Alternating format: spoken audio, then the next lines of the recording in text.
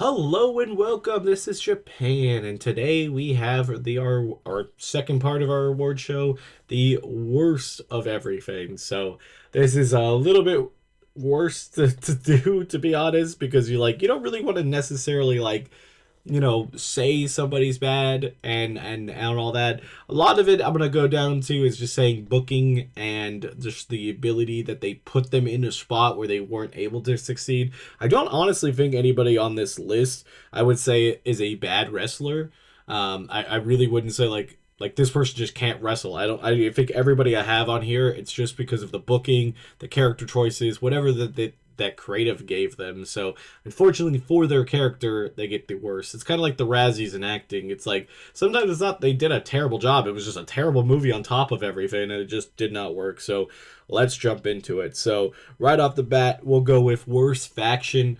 Again, this is really just the writing in it. I think it's the why it's sick. I think once they put those tag team belts on them, they immediately just didn't become scary and they didn't do anything. Like they pop up every once in a while, but it's just not as fun when they're the tag team champs. I really think like them just kind of messing with tag teams and doing what they were doing before was working as long as you keep them out there and keep them doing stuff and keep them in a feud. But this stuff is just the worst, Like I just don't understand. Next up is an award that I wish I would have put on the other one as the on the best stuff, but I wanted to do the worst feud. This is Damian Priest and Aleister Black. This feud has just lasted way too long. Cody Rhodes and Drew McIntyre is kind of getting like that for me. I think really I hope this next match is their last. I really don't want to see anything else after this between them, but to be fair, the Damian Priest and Aleister Black has like it felt like it's ended so many times that it just keeps getting revived for whatever reason. I think neither of them have anything to do, and it just kind of sucks that they just keep putting them together. It's not even that they have bad matches. It's just like when you have something so often and so long that sometimes you just do not want to see that anymore. So that would definitely is an easy worst feud.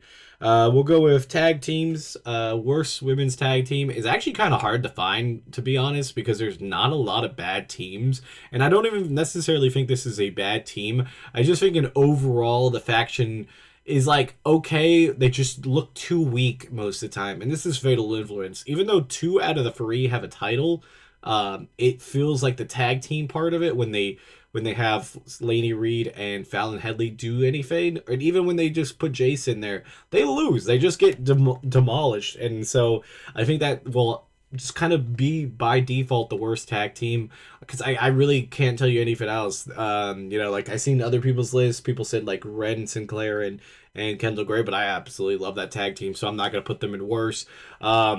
I saw, some of the main roster tag teams, the Secret Herbis again, like they're not necessarily bad. I do like normally when they have their matches. It's just mainly when Chelsea has to be champion to really do good. And I feel like honestly they have some good skills. But we'll circle back to that for a different award later. So there's going to be that. Men's tag team, I definitely think is going to be the New Day. Their whole heel turn and everything that's been from that is just not really worked out for them.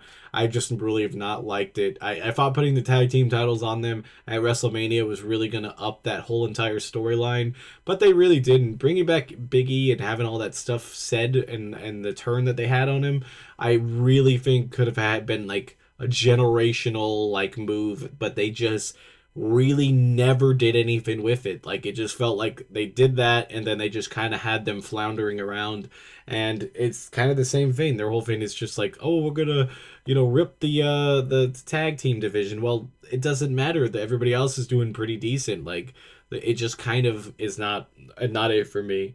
Worst PLE. This was a very close one. I really wanted to put WrestlePalooza, but I really do think War Games was the worst. I mean, obviously having those speculation matches where you know that two of your matches are going to be that is kind of rough, but the other two matches weren't good either. A couple of Saturday main events could really high get in there, but I definitely think WrestlePalooza is also really high up there with the John Cena Lesnar match just being the worst match of the year. So I'll put that as the second part of this fade. So it almost made the whole PLE also be worse. But I'm going to go worst PLE, War Games, worst match, Lesnar and John Cena. There is no other worst match out there.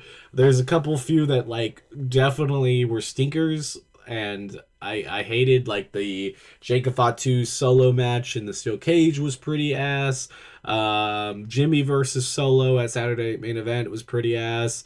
Um, Man, half the Cody Rhodes matches this year have not been the greatest, but I don't think there could be anything stinkier than that match.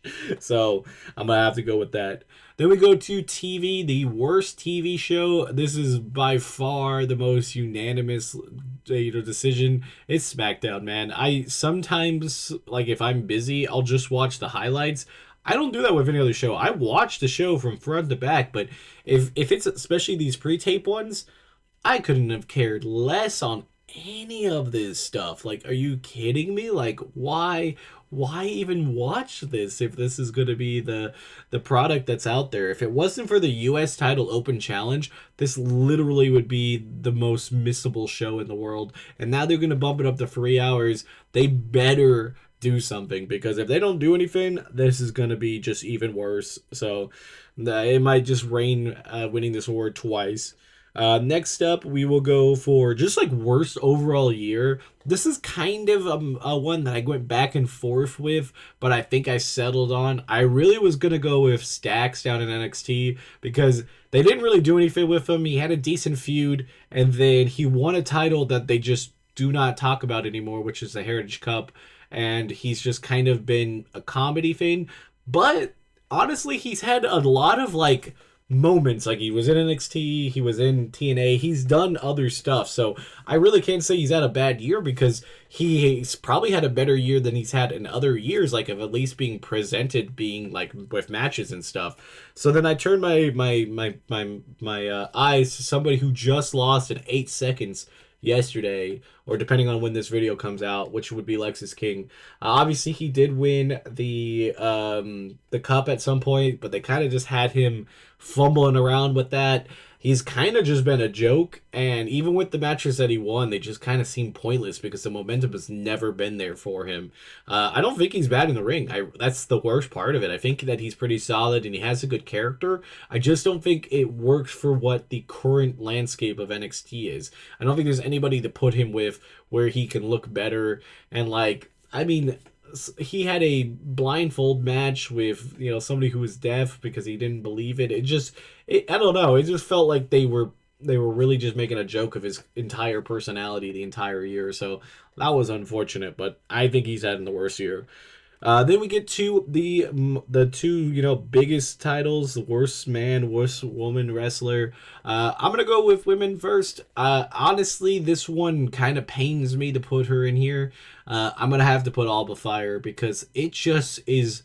It's awful the way that they've treated her. She is a phenomenal wrestler on her own, and they put her in this Secret Service, and it's been just okay, and they just basically have her as the stepping stone to be able to face Chelsea Green, or in a tag team match, she's the one that kind of gets the brunt of everything.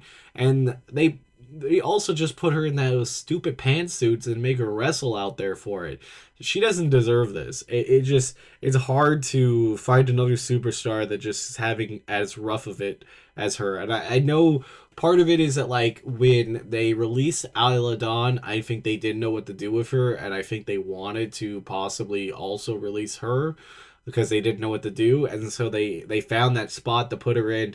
And so some people would be like, oh, you should be grateful to be in there, but I really don't think she should. I think she should either leave or try to get some type of singles push or something, because this whole thing just doesn't work. I really think this year the only redeeming thing is that she turns face and she destroys Chelsea Green and gets that US title. I think Alba Fire with like a open challenge or just a lot of matches with that title could really help her career because she'll actually be able to go out there and wrestle and look dominant, because they did that in NXT UK and she worked really well with that. They even in like with the two witches, you know, she kind of was always the better one in the ring, and it's just kind of sucks that she has to be here.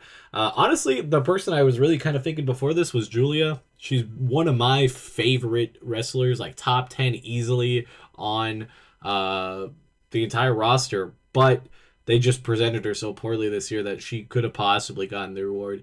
Now, she's had a decent booking down in NXT, and then she had a decent run, at least getting the title on the main roster. But, I mean, still 2 titles in a year, it's kind of hard to say that she's the worst, even though I just felt like there could have been more that they gave her. Next up, as the worst male wrestler, this one was a little bit hard to pick because there was a lot of people that I felt like you could put in there. I think this one I'm just most disappointing in because I really liked this person when they weren't in WWE, but when they came over, it just wasn't it, and that's going to be JC Mateo. I hate that I have to put him as the worst superstar, but I like Jeff Cobb in New Japan Pro Wrestling. And I liked when I saw him pop up in random indie stuff because he just was good. I mean, he's like pretty athletic guy, bigger guy, has some pretty good scoop slams and stuff like that, and I think presented nicely as like kind of a beast, kind of similar to how they would have presented Jacob Fatu.